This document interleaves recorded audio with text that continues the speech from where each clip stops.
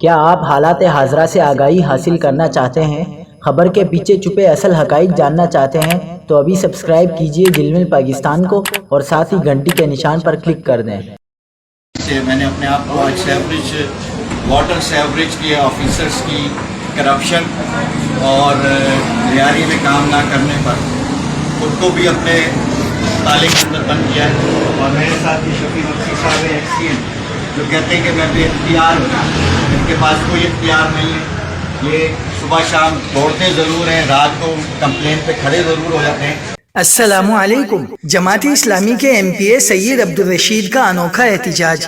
XEN شفیع کے ساتھ خود کو قید کر کے دفتر کو تالا لگا دیا، لیاری کے مسائل حل کرنے تک تالا نہ کھولنے کا اعلان۔ آپ کو بتاتے چلیں کہ جماعت اسلامی کے ممبری صوبائی اسمبلی سید عبدالرشید نے لیاری کے مسائل حل کرنے تک خود کو قید کرنے کا اعلان کر دیا۔